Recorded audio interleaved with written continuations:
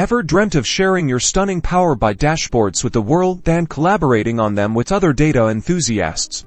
First things first, open your Power BI desktop project. Make sure all your changes are saved. We want to make sure we don't lose any data. Locate your Power BI file pbix file in your File Explorer. That's where all your hard work lives. Think of this as the heart of your project. Next, you'll need a GitHub account.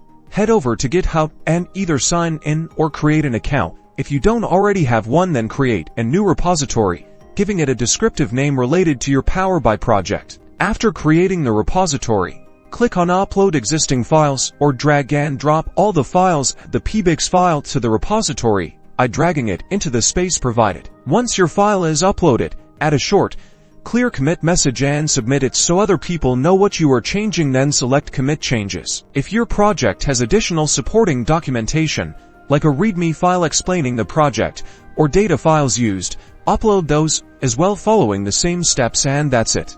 Your Power BI project is now on GitHub. Now you can also pull from other users.